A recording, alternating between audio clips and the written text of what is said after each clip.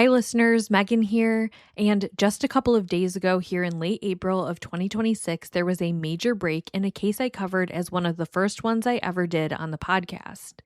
Back in July of 2024, I did a two-parter, episodes 11 and 12, and it was on two women who were abducted and murdered in Granite Bay, California. The part 1 episode was on the case of Cindy Wanner, and an arrest was just made in that case. Cindy's family has waited nearly 35 years for these answers, and they aren't all here yet. One of the things that true crime TV shows get wrong is this idea that a suspect is arrested and that's that, but really this is now just the beginning of a new phase in the case. For today, I wanted to provide a quick update, but I think it is important for you to hear Cindy's full story. So after this introduction, I'm going to cut to the original episode and then provide the update at the end. You'll notice in the original episode that my pacing and cadence is a little different, and now that my mic is a little bit better. But back then and still now, I pride myself on deep diving on these cases, and all the info is there. So check it out, listen through, and know that as the case progresses, I plan to do occasional bonus content just to keep you guys up to date on what is happening. And with that, here is the original episode from 2024 with my 2026 update at its conclusion.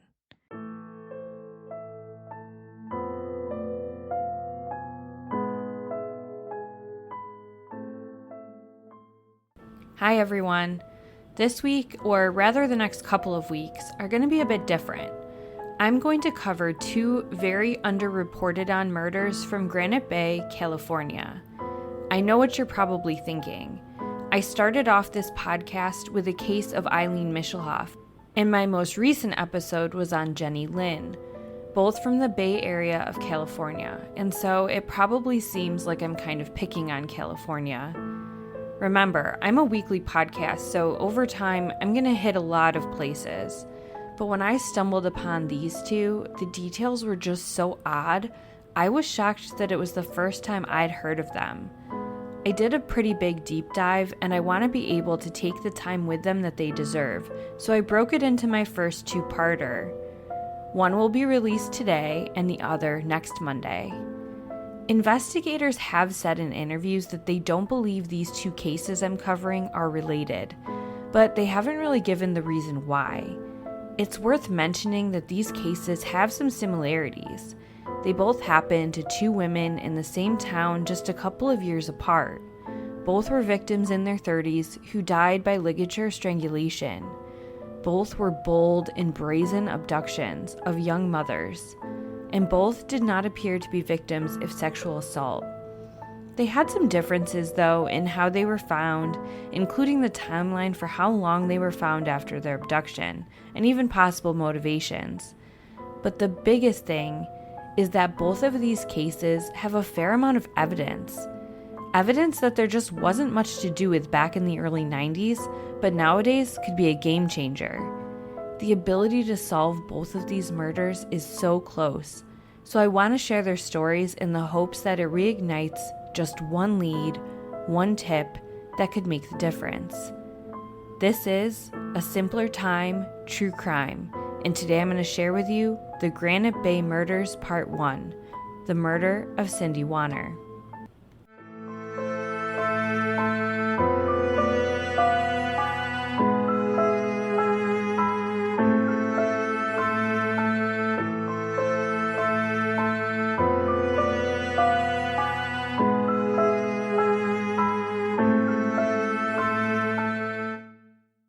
Cynthia K. Stroh Wanner, who went by Cindy, was born on May 8, 1956 in Dickinson, North Dakota, to parents Ale and Helen Stroh.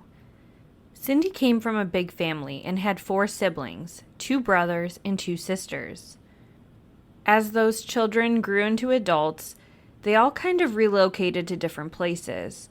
Her 2 brothers moved to Montana, and her sisters both moved out to the Sacramento area of California. Her parents also relocated out to Arizona. After graduating from Dickinson High School, Cindy had married the love of her life, Bob Wanner. He was also local to the area, and they knew each other and wanted to start their life together. With all of her family out of the North Dakota area, they decided to relocate themselves and moved to the Denver area in the early 1980s. There they welcomed a daughter named Carly Rose. They were finding their way and they loved Denver, but things took a turn when the company Bob was working for closed its doors, leaving him without a job. They decided to be closer to her family and try to get on their feet, so they relocated once again, this time to Rancho Cordova in California. Getting on their feet is exactly what happened. Bob landed a job as an engineer, and Cindy became pregnant with their second child, who they welcomed at the end of 1990, another daughter named Ashley. By the fall of 1991, they were still struggling financially, though. The Wanners attended church at Capital Christian Center, and according to Pastor Glenn Cole, Cindy had recently approached him to ask about help finding a job. She also had taken some clothes donated from the church to have a garage sale to help raise money to pay for upcoming ear surgery for Ashley. One way she did make a little bit of extra cash on the side was helping to clean her two sisters' houses, which she did on Mondays. Cindy's sister and brother-in-law, Susan and Phil Rye, had just moved into a brand new, newly built, custom-built home, in fact, in Granite Bay, California, in the fall of 1991. This is in the suburbs of Sacramento. The house was very upscale, and it was in a nice neighborhood, 4 bedrooms, 3 full baths, and reportedly cost $320,000 at the time. Now, that's still a ton of money for me, but I know in California that's nothing for housing, and so I looked up, and houses in this area definitely cost over $1 million now. But also, again, it's California, and I feel like the real estate's just not comparable there to anywhere. It's just its own little world. So just take my word for it, very upscale. That's the best I can do. So yes, each Monday, Cindy would come over and clean for a little bit of cash, and she'd bring Ashley with her while Carly Rose went to preschool. Bob was often off on Mondays, so he would get Carly Rose from preschool and then come meet Cindy at the Rise. On November 25th, 1991, that's exactly how it was supposed to work out, just like that. Phil and Susan had a busy day, so they were in and out. That morning, they had been away for most of the morning, helping settle the trust of Phil's parents. They got back home around 11:30, but had to leave again shortly after noon, sometime between 12:15 and 12:30 p.m. They said everything seemed happy and normal. Cindy had Ashley in a high chair, and I have some pictures of that for the Instagram. It's one of those little high chairs that kind of attaches to the table. So Ashley was sitting in that, and she was eating some Cheerios while Cindy helped clean things up. As they were leaving, Cindy had just pulled out supplies to clean the bathroom. Only about 45 minutes had passed when Cindy's husband, Bob Wanner, showed up to the house. He had little Carly Rose in tow, and he had just picked up her from daycare after picking up wood from the Rye's previous residence in Rancho Cordova that he was bringing to the new house. They had only been in this house for about 6 weeks, so they were still doing some of that moving shuffle. He had heard Ashley crying through the door. He knocked and he rang the doorbell, but nobody answered, and he noticed that the door was open, so he went in. There he was puzzled. He saw Ashley sitting there crying in her high chair. He called out for Cindy, but didn't hear anything in return. It was confusing because her car was still in the driveway, and her shoes were still sitting right there. Her jacket was laid out, and her cleaning supplies were still set up in the bathroom. But Cindy and her purse were gone. The house was otherwise in pristine condition. There was no blood anywhere or signs of actually anything being out of place, period. No struggle took place, and nothing looked like it was missing.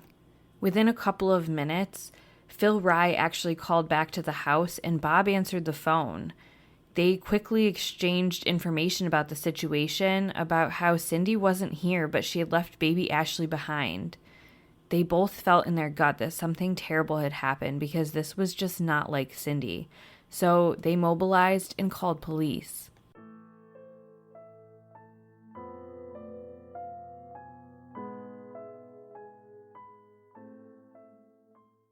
Detective Bill Summers was one of the first people who responded. For a brief moment, he considered what everybody considers when an adult just goes missing. Did she run away, and did she have a reason to just run away from her life? But again, it just didn't make any sense. She was a devoted mother and just left her baby there. And not only her baby, but things like her shoes and her jacket and her car, so I'm not quite sure where she would be going. After a brief moment of that consideration, they pretty quickly ruled that out as a scenario. Cindy lived what they described as a very low-risk lifestyle, and she wasn't engaged in any type of behavior or activity that would put her at higher risk. Just a reminder of my personal belief system, I don't believe that any victim's behavior sets them up for violent crime. I think that criminals shouldn't commit violent crime. However, it is a fact of our world, and this is a very baseline thing that people do in investigations to determine the likelihood that somebody was a victim of any particular type of crime. So in this case, Cindy was not engaged in sex work, she wasn't engaged in the drug scene, or any type of risky financial situation. She didn't have enemies, nothing that would be a first lead for investigators to follow up on. The front door of the house was unlocked, and it was unclear if it had been left unlocked and that a perpetrator may have just opened it and entered, or if it just stayed unlocked after they left, because I doubt the perpetrator was going to make sure they locked up after the kidnapping. But it's possible that somebody came to the door and used some sort of ruse that made Cindy open the door and let them in. One thing that friends and families told investigators is that Cindy would have never left Ashley there without a struggle. So the thought was that whoever did this used Ashley as leverage or possibly threatened Ashley's well-being to get Cindy to cooperate, because that's the only explanation for how she would have just left. She would have absolutely left and sacrificed herself if it meant protecting her baby, but otherwise she would have put up a fight. The house itself was combed for fingerprints, but there was nothing. No evidence, no prints. But there was one thing just outside of the door. One stray cigarette butt, and neither the Wanners or Rise smoked. The cigarette itself didn't have any fingerprints on it, but it was the only thing they had to go on, so they bagged it and kept it as evidence. A description of Cindy went out to the public. She was listed as 5'8" and 135 pounds with brown hair and hazel eyes. She wore glasses and was last seen in blue jeans and a bright pink sweater. Her taupe-colored vinyl purse disappeared with her.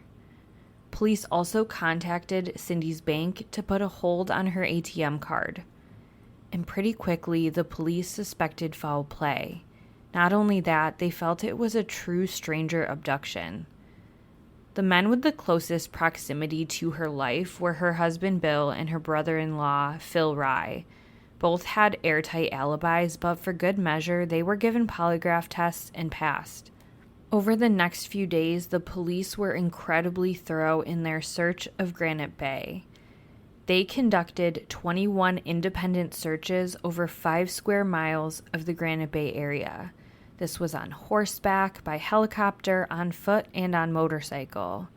They searched vacant lots, they spoke to neighbors, but they came up empty, and within a few days, they had to pull back on the full-scale search. Now, don't get me wrong, this by no means meant they were giving up. It's just that the on-the-ground search wasn't working, so they needed to shift their focus and their strategy. By November 28th, they had brought in the FBI. According to Placer County Sheriff's Inspector Johnny Smith, they had now ruled out family and friends and any past associates or relationships. This was a stranger abduction, and that's why they were bringing the FBI in, for their expertise. It's also because they felt it was possible she could have been taken across state lines, which then makes it a federal crime. They reported at this time that they had received over 20 telephone calls of possible sightings after police posted flyers all over the region, but none of them helped find Cindy.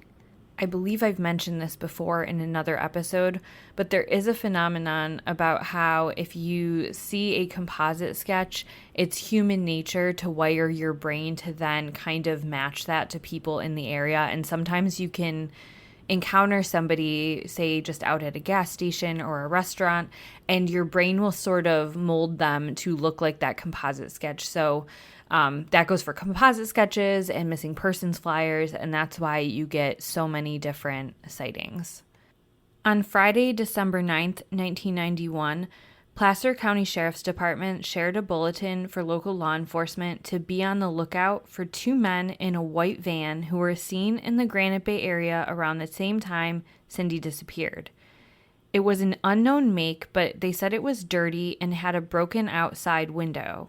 Someone had taken down a partial plate, IP82. The men were said to be Hispanic with scraggly and bushy hair. The next day, on December 10th, police reported a setback that they had encountered 6 days earlier on December 4th. A detective was making a routine follow-up call to Cindy's bank to see if there had been any movement on her card, and the person on the other line had some shocking information. Oh yeah, that card, it was used around 4 p.m. on November 25th. Yes, you heard that right. Within just a couple hours of when Cindy went missing, someone had used her card to withdraw $40 from a mini-mart called AM/PM at Auburn Boulevard and Greenback Lane in Citrus Heights, about 9 miles from the site of the kidnapping. Just 52 minutes prior to that transaction, the sheriff's department had asked the card to be frozen, but the bank had a breakdown in communication and that message didn't get passed on. A spokesperson for Wells Fargo Bank said they didn't realize they were supposed to contact police if the card was used, just that they were to freeze it and report any of the day's activity up to that point. But that doesn't make sense because police had called before the transaction, but obviously the card wasn't frozen. So clearly they were just trying to cover their butts. The AM/PM store had video surveillance around their ATM, but because 9 days had passed, the video had been written over. Remember, this is 1991, so this was recorded on actual tapes that you would have to, at a point, record over to be able to restart footage, whereas nowadays there's cloud-based storage and it doesn't really work like that. To say this was a devastating blow to Cindy's family and investigators is a huge understatement. I mean, they had the potential to see the suspect on video and go from there. I can only imagine how that felt to know that they were so close, but that a technical human error prevented them from possibly solving this case sooner and possibly finding Cindy alive. But at this point, they were still holding out hope for that. To be clear, it was cautious hope because a fair amount of time had passed and they really didn't feel Cindy was going to be found alive at this point. But they were still operating that way and still holding out hope. It did give them one small piece of information to go off of, though. Cindy's PIN was used at the ATM, so whoever used her card either knew her PIN anyways, or more likely, forced Cindy to give them her PIN. Even after finding this out on the 4th, police had delayed releasing this to the media because they were hoping that if they waited out a little longer, someone would attempt to use the card again. But they didn't, so at that point they decided to just be transparent about what had happened.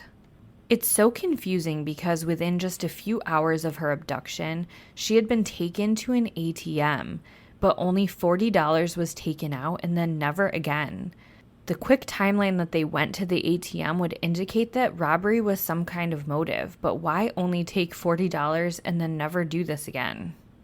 Detectives also used the lead about the ATM card to search the general area around this convenience store in Citrus Heights.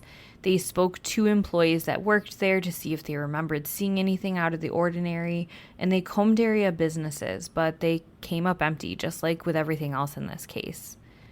By December 13th, police announced that they had cleared the white van of any involvement. They didn't really say if they had located it or not, but they had ruled it out. Then, on the very next day, December 14th, 1991, police got a big break, but not the one that they were hoping for.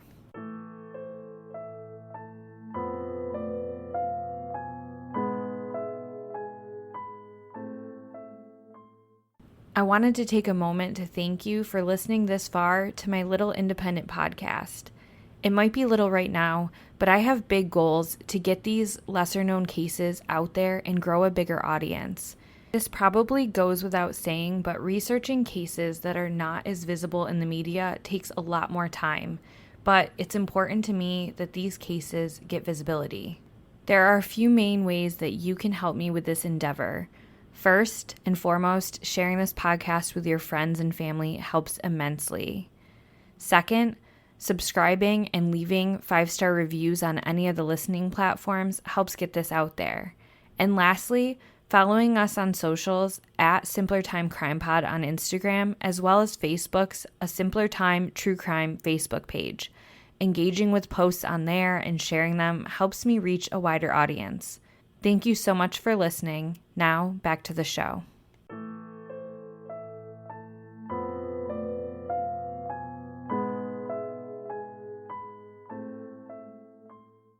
On December 14th, 1991, a 24-year-old man named Kelly Price was quail hunting around 3 p.m.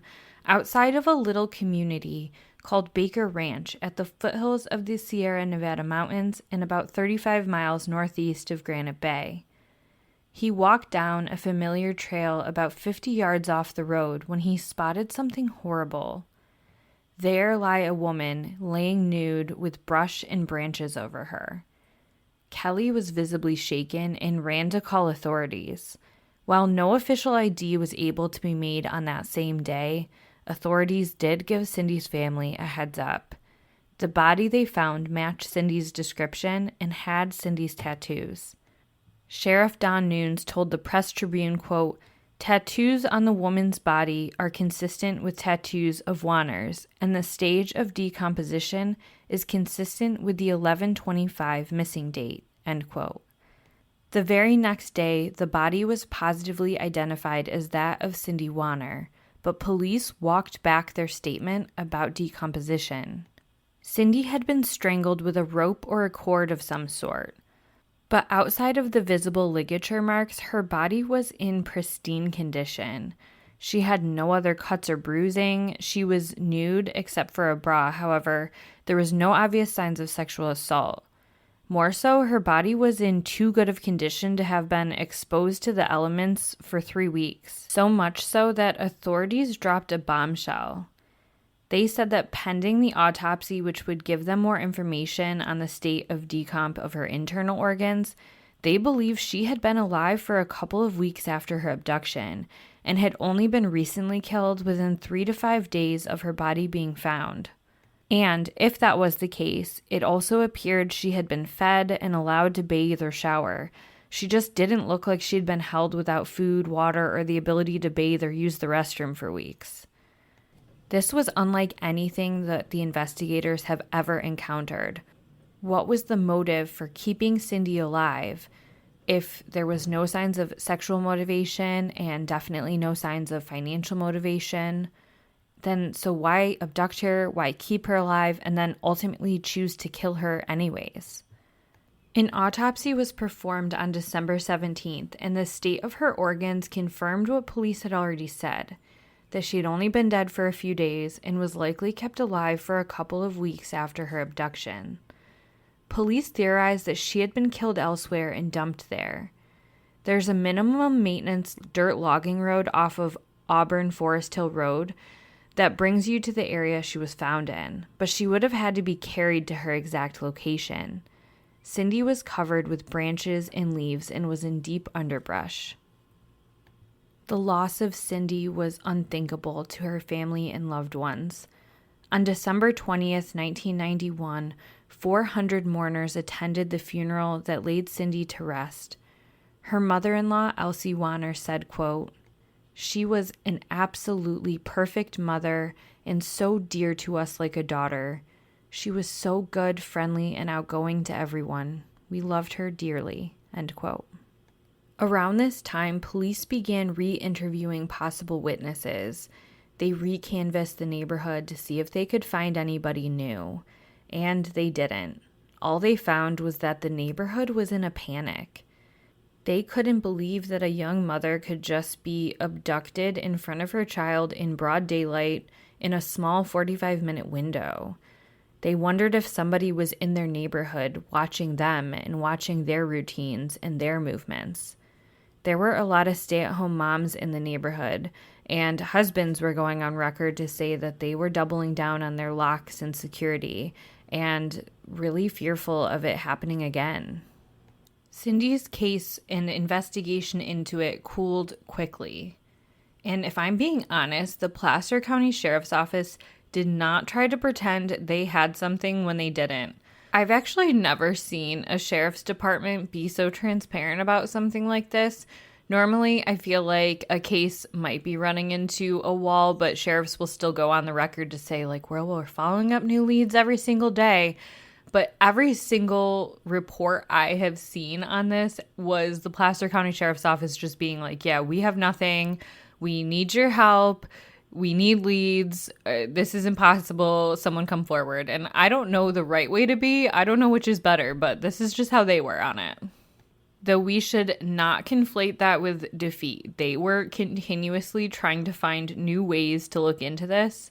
So, of course, they looked into sex offenders, and they also looked at those who had recently been released from jail, but none of them really materialized as viable suspects, at least at this point. So on the day after Christmas, on December 26, 1991, a $10,000 reward was offered for info leading to the conviction in her case. This was brought together by a nonprofit group as well as her family coming up with funding together. As 1991 turned into 1992, the Sacramento Bee published an article with concerning crime statistics in Sacramento County. There had been a steep increase in homicides in the year of 1991. In the city of Sacramento itself, homicides had gone up to 73, whereas there had been just 48 in 1990. Police stated this was linked mostly to drug and gang violence. 60% of these victims were white, 17% black, 12% Asian, 8% Hispanic. The unincorporated areas outside of the city of Sacramento also saw an increase. In 1991, there was 66 homicides, up from 47. Placer County had 4. 2 of them, the first, were a couple in a relationship. 37-year-old Hugh Gresham and 33-year-old Jacqueline Sue Barton had been shot execution style in their rural home. Their case was actually cold until 2015, when an inmate who was already serving 50 years to life for the sexual assault of a family member was linked to the case by DNA evidence. Police wouldn't say what the motive was, but did say a drug warrant was issued to Hugh Gresham's same property a year prior, so it could have been related to that. The third victim was a woman named Gwendolyn Alex, whose son Keith allegedly murdered her and buried her in the Placer County hillside. There's very little information on this case, but it seemingly was pretty open and shut. The fourth was Cindy Wanner, the only 1991 Placer County homicide victim whose case still remains solved today. In January of 1992, the lab tests related to the sexual assault kit came back, but didn't do too much to further the case. There was no presence of seminal fluid or sperm. But investigators cautioned people from jumping to conclusions. Johnny Smith said, quote, "In effect, the lab tests didn't really add or subtract anything from our investigation. The absence of seminal fluid or sperm still doesn't rule out the possibility of a sexual attack," end quote. The testing also confirmed that Cindy didn't have any drugs or alcohol in her system at the time of her death. And lastly, the tests reaffirmed that she had been alive for 2 weeks and dead for just 3 to 5 days. By February of 1992, the sheriff's office went on record to say that they had ruled out family and close friends completely. They were certain that this was a stranger abduction and murder. At this point, they determined that this could be a serial killer. They actually compared the possible suspect to somebody like a Ted Bundy. They said what's difficult is that he could have just committed this random crime here and be all the way in a different state now. Nowadays, it's still not a perfect system, but serial killers have a harder time operating across the country because there's way more information sharing across state lines, whereas it was definitely limited in the 90s and even more limited before that. But I actually think of, like, for example, Rachel Morin, the recent case out of the Bel Air, Maryland area. Her DNA from her crime scene was linked within weeks to a crime that had occurred across the country, a home invasion assault in California. And so that's just something that wouldn't have happened during this time, but is now, and really ultimately helped lead towards her killer, who was recently arrested, allegedly. I mean, he really was arrested, but allegedly committed the crime. He's still got to go to court. I absolutely agree with them that in this case, it's quite possible that this could be someone who is a serial killer. But the part where they shared that the person might have moved out of state, I have to wonder if some of that was to take a little of the pressure off, because the public was really laying it on thick. They were very concerned for their community. And so maybe them saying, hey, it could just be like Ted Bundy traveling around and he could be somewhere else now. I wonder if part of that was just to calm the nerves of the immediate community. Placer County Sheriff's detectives were already working with the FBI, but they partnered even further with the Behavioral Sciences Unit out of Quantico, Virginia, to try to develop a profile on this killer, because there was just so many unique things involved in this that I've already mentioned, like keeping her alive for this period of time and ultimately killing her. But from everything I've researched, they've never actually released the criminal profile of this killer out to the public. So we don't really know what they're looking for, but they do.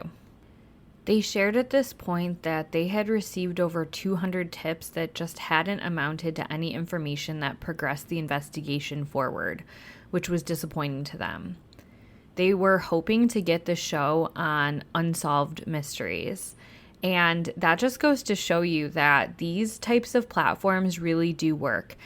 There were no podcasts back in the 90s. It was just two main shows, America's Most Wanted and Unsolved Mysteries. And the audience they attracted really helped solve a lot of crimes. I think of John Walsh and the work he did in particular, and how many fugitives were arrested and people who all of a sudden had run off to evade their crime, and neighbor spotted them in a mugshot on, America's Most Wanted. And the same thing can be said for Unsolved Mysteries. Robert Stack was the original host, and then there was Dennis Farina, and there's been a couple remakes, including now there's the Netflix one. But those shows really did serve a purpose and continue to serve a purpose to this day. But that's really all they had. And there's so many crimes across the country that they couldn't possibly feature all of them. But that's where this podcasting space comes in, because it really can help solve crimes. And there's so many of them that there really can be a wide range covered. I know that not all true crime podcasts are created equal, and not all engage in ethical and empathy-based content. However, in these cases, they really can make a difference in getting these colder cases out there to generate tips. When I came across Cindy's case, I noticed that it really hadn't been covered anywhere. And that was a driving motivator for me, because she has kids still out there and people who loved her who are living to this day without answers.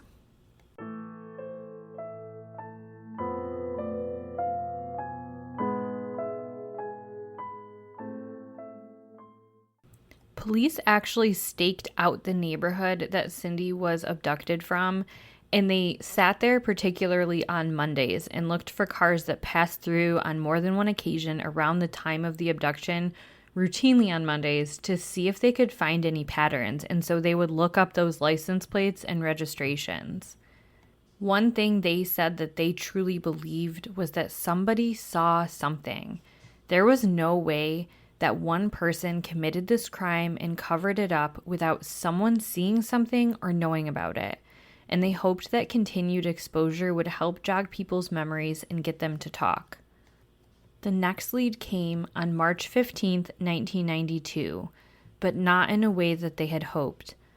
Placer County Sheriff Don Noon said that the body of a 19-year-old single mom had been found in the tiny town of Cool, California, outside of Sacramento. He also said they believe that this case was related to the unsolved murder of Cindy Wanner. The victim's name was Veronica Martinez, and her case is still unsolved to this day as well. Veronica had been reported missing by her family in late January 1992. Veronica was dropped off at the grocery store named Pack and Save in Sacramento. She had told her friend that dropped her off that her brother was going to pick her up when she was done. But after that, she just disappeared.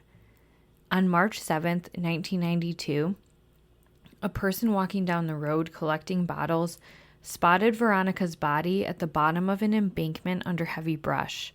She was found nude, except for a bra, and was wrapped in plastic. More horrifically, she was found decapitated. Veronica had 2 children and was 8 weeks pregnant with her third. She was waitressing and working hard to support her young family. One person of interest in her case was her boyfriend. You see, he was married to another woman. But both the boyfriend and the wife were interviewed, and nothing came of that. By early June, authorities had distanced themselves from the idea that the Martinez and Wanner cases were connected. Veronica's autopsy provided few clues. In fact, they couldn't even determine if the decapitation is what had killed her, or if she had been murdered in another manner and the decapitation came after her death. In some way, both Veronica and Cindy's cases had a lot of similarities. Both were nude except for a bra. Both had tattoos. Neither appeared to be sexually assaulted. And both were dumped in heavily wooded rural areas with heavy brush about 15 miles apart. But even more so is this. Veronica's decomposition indicated she had only been dead for 7 to 10 days before she was found, but she had been missing for over a month. Just like Cindy, it appeared that she had been held captive for a period of time before she was eventually murdered and her body dumped in the wilderness. What's interesting to me about both of these cases is it seems like when the killer did ultimately dump their body, he did so in a way where he tried to keep them from being found. But ultimately, they were found relatively quickly, which is how it was pieced together by decomposition stages that they had been kept alive. Whereas if the killer had gotten his probable wish that they hadn't been found, and they weren't found until, say, years later with just skeletal remains or ever, they never would have been able to determine that whole piece of decomposition. And knowing that they had been kept alive, that would have been really hard to tell with just bones, because the thing that indicated that to the investigators that they had been held captive and stayed alive was based on the condition of the body and the organs. Now, I don't know why they don't feel that the two cases are related, because to me, that's a lot in common. The only thing I can think of is that the decapitation threw them off and the plastic bag, because that wasn't present with Cindy.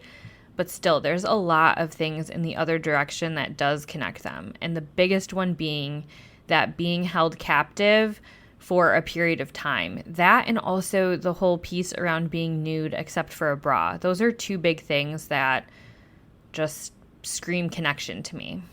But either way, authorities sort of scratched that theories off. They speculated that Veronica could have been a victim of Cary Stayner, also known as the Yosemite Park Killer. After his 1999 arrest, FBI profilers felt that he had more victims than were indicated. He was 37 years old, and according to them, that's a pretty old age to get started in your serial killing career. And they felt that there were many other cases that could be tied to him. So anyways, after Stayner's arrest, they started looking back for cases that could have fit it, and Veronica's case came to mind. I think because of her decapitation. That's such a very specific way to leave a body, and he had killed 4 total people in Yosemite Park, and the most recent one, a woman named Joey Ruth Armstrong, she had been decapitated. Stainer had been employed as a maintenance man at Yosemite Park, and she was attending the Yosemite Institute, and she was a naturalist staying in one of the cabins there. And he was drawn to her case, or rather he was connected to her case because a vehicle that matched the description of his had been spotted outside of there. So he was definitely considered for the Martinez murder because of that. I'm just going to come out here and say it. If it's Stainer or not, I really do think that there's a possibility that these cases are connected. And I, of course, am not an investigator, and I don't have all the information in front of me. I just have a hard time writing it off with all the information. The 1-year anniversary of Cindy's abduction came with grief from her loved ones and no new leads from detectives. According to a Sacramento Bee article on the anniversary of her abduction, Carly Rose Wanner, who was now 5, wrote her mother notes frequently. She would put them in an envelope, seal it, write the words "Mom" on it, and ask her Aunt Susan to mail them to her mom in heaven. Susan stepped in to fill the motherly void for her nieces as best as she could. Susan and Phil Rye described how everyone was constantly reliving the day of the abduction, the day of the murder being discovered, and how they were just unable to move on meaningfully or have any kind of closure without answers. As the neighborhood eventually felt less consumed by the fear of Cindy's abduction, Phil Rye issued a word of caution. He said, quote, "We just feel that we don't want anyone to become complacent about this. We wouldn't want anybody to go through what we have," end quote. Placer County Sheriff's Office doubled down with this advice. Bill Summers said, quote, "We feel it was a stranger abduction. Why he picked this residence, we don't know. However, we feel this type of abduction could happen again," end quote. He went on to encourage people in the area not to open their door for solicitors or for anything else that could be used as a ruse to gain entry into a home. By August of 1993, Cindy's husband and 2 children had moved away from Sacramento County. Phil and Susan Rye had moved out of what was once their dream home, their new custom-built home in Granite Bay, and they moved away from the town and Placer County. It was just too painful for everyone to try to live in the area where Cindy's life had been cut so tragically short by evil. Bob Wanner sued Wells Fargo Bank on behalf of himself and his 2 children for the bank card debacle. He argued that Cindy could still be alive today had the card been reported to police in real time, but a judge threw the case out, citing that it was all just speculation. On the 3-year anniversary of the kidnapping in 1994, Placer County sheriffs made a bold statement in that they said they felt that the new leads they had were going to lead to a break in the case. They shared that people had come forward with information on names of people in 3 area counties, and that they were going to be following up on those leads and interviewing people throughout the holidays. They also shared that they had been keeping evidence up their sleeves, but wouldn't share what it was. They did say that it was strong enough that it could be used to rule people in or out. But that was it for a few years. That big break didn't ever come. Cindy's case never did make it to Unsolved Mysteries or America's Most Wanted, but in the early 2000s, it did land a half-episode spot on an early season of Cold Case Files. In it, Detective Bill Summers shared some of the evidence they had been keeping to themselves. One big thing was that her body around her neck and back area and in her hair had tiny green fibers in it and metal flaking. These were very unique. Several yards away from her body was a trash burn pile. Within the pile, there was a bag, and in that paper bag, there was a few beer cans, VHS tapes with pornography on them, and pornographic magazines. This bag also had those same green fibers and metal flaking when placed under the microscope. Detective Bob McDonald said he attended a DNA seminar in the early 2000s, and he shared Cindy's case with seasoned investigators, forensic experts, and other specialties in the hopes that they would have some new ideas for him. In the audience was a DNA expert from the California Department of Justice named Jill Springs. She remembered Cindy's case from living in the area at the time and agreed to give it a look. She used a laser light to look for trace semen on the porn magazine. She also took Cindy's bra to look for saliva, semen, or other bodily fluids in the breast area. They also took that random cigarette butt from the crime scene, as well as the beer cans, and swabbed the areas that would be touched by the mouth to check for saliva samples. At the time of that recording, if there had been any leads based off of that, authorities were keeping them hushed. Another new piece of information that came from that episode, where this is literally the only place I've seen this theory shared, was that she actually was killed within just a day or two of being abducted, but that she was frozen and that actually had slowed down decomposition. As I said, this is the only place that mentions that, and other articles to this day still state that they believe she was kept alive for a period of time.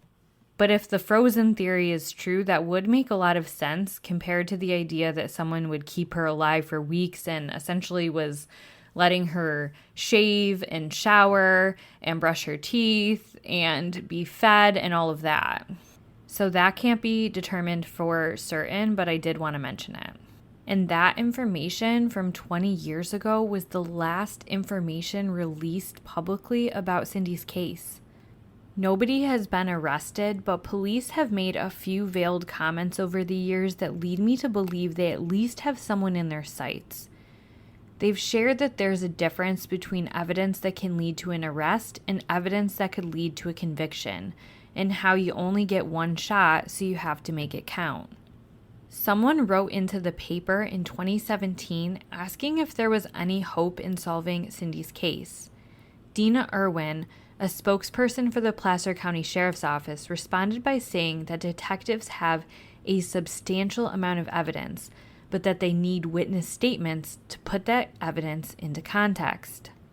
After the 2018 arrest of Joseph James D'Angelo, also known as the East Area Rapist and Golden State Killer, many people speculated that Cindy could have been one of his victims. Her brother-in-law and sister used to live in a neighborhood where D'Angelo had another murder victim. He also was known to be outdoorsy and would spend time in the Granite Bay area and the area where Cindy was found. But D'Angelo was known more for entering people's homes and committing the crimes there, not abducting the victims and taking them to a second location. Also, D'Angelo's name now is almost synonymous with forensic genealogy or familial DNA, because that's how he was caught, and he had a landmark case being convicted of those murders based on that. So knowing that investigators have a wealth of evidence in Cindy's case, and D'Angelo is behind bars for the rest of his life, I doubt investigators would be super worried about blowing their one shot. There's plenty of DNA to compare to, so that leads me to believe that they've already checked on this and D'Angelo isn't their guy. There are others who speculate about another California serial killer, and chances are you've probably heard of him, the Zodiac Killer. People who study his movements say that he was still operating in the 1990s and had just switched his MO as he had promised in one of his police taunting letters. This one is a little far-fetched to me. It's just a hunch, and mostly it's just the passage of time that had significantly passed between the times that the Zodiac Killer was operating and the time of this crime. I mean, we're talking decades. But because we don't know who committed this crime, everything is still on the table. For me, I have a hard time discounting that it could be connected to Veronica Martinez's case. Police have also gone on record to say that they are sure her case isn't connected to the murder of a teacher from Granite Bay in 1993. But this case also has some similarities, and it was just too much to add in one episode. So her case will be covered next time on A Simpler Time, True Crime. In the meantime, if you have any information on Cindy's murder, now is the time to come forward. Police have said that they need witness testimony to corroborate the forensic evidence they have. Cindy's parents died without any answers as to what happened to their daughter. Cindy's own daughters are in their 30s now and living their adult lives without their mother by their side and with nobody being held accountable. Cindy would be in her late 60s today, and she should still be here. She never got to watch her children grow up or finish out her dream of building a life in California. She was just senselessly murdered. Was she kept alive for weeks, hoping to make it back to her children? If so, why? Why to any of it? For $40? For control? For sex? For some sick fantasy? Somebody out there knows something.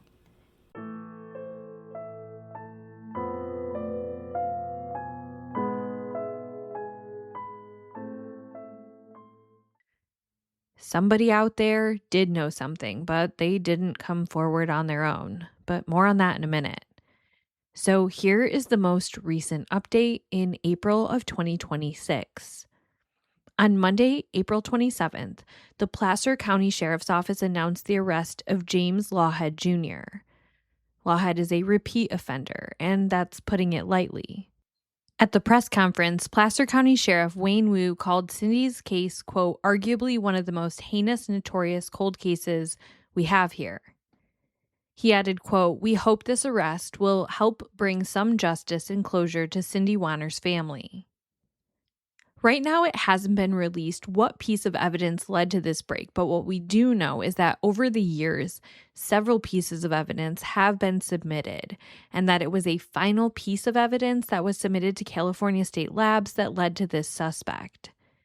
Back in 1991, James Lawhead Jr. was 30 years old, and he had just been released from prison after serving 11 years of a 19-year sentence for sexual abuse against a young child. The details of that case are horrendous. The man broke into a 71-year-old grandmother's home where he beat her unconscious and then sexually assaulted her 11-year-old granddaughter. Lawhead Jr.'s release from prison was just 10 months before Cindy's abduction. And here's what will make you angry, besides everything I just said. When he was sentenced for that crime, psychiatrists stated he was a, quote, mentally disordered sex offender who was not amenable to treatment. And yet still he served a fraction of his sentence and reoffended less than a year after parole. So in Cindy's case, the DNA hit came back to Lawhead Jr., but authorities began looking for him and they realized that he had disappeared without a trace after 2005. He had been in trouble in the years since Cindy's murder. He had failed to register as a sex offender, and he was brought up on weapons charges. After those 2005 weapons charges, Lawhead Jr. assumed a new identity under the name of Vincent Reynolds. Placer County Sheriff's Office was just about to release a bulletin out for people to come forward if they knew him and where he was hiding. And at that very moment, right before they did that, facial recognition technology came through and it revealed his alias. His 71-year-old sister, Terry Lawhead, she was arrested out of Lancaster County, South Carolina, and she was charged as an accessory because investigators say they had spoken with her multiple times trying to track him down, and even as recently as last month, she told them she had no idea where he was. But they kept digging, and they found out that actually, the Arizona home he'd been staying in was owned by her, and they found evidence that the two had allegedly been in contact. So as of right now, the SWAT team showed up to the house in Bullhead City, Arizona. He was taken into custody, charged with kidnapping, murder, and being a wanted sex offender. And when they went through his home, they found tons of cash, loaded weapons staged all over the place, a burner phone. So this guy, he knew his days of freedom were numbered, and I'm happy that given all these details, authorities were able to safely take him into custody without incident. I mean, especially they're in a position now where he can go to trial, and we know how sometimes people, when they feel like they're being closed in on, sometimes the choices they make. And in that regard, I'm also just very happy that the officers making the arrest are safe. So right now he's awaiting extradition back to California from Arizona. That isn't scheduled yet, but I'll keep updates going. I am not sure how it'll all play out, so I don't know if it'll just be social media posts or full bonus episodes, but follow the podcast on Instagram to stay up to date, and we'll go from there. This has been another episode of A Simpler Time True Crime. Thank you for supporting this work, and you can help keep it sustained by following the podcast on social media. I primarily post on Instagram. It's at Simpler Time Crime Pod, but I am on TikTok too and Facebook, but just less on Facebook. Leave reviews, share it with a friend. All of those things help keep the podcast visible and gain new listeners. New cases are released every Monday, and case suggestions can be made to simplertimecrimepod@gmail.com. Thank you so much for listening, and tune in on Monday for a new episode.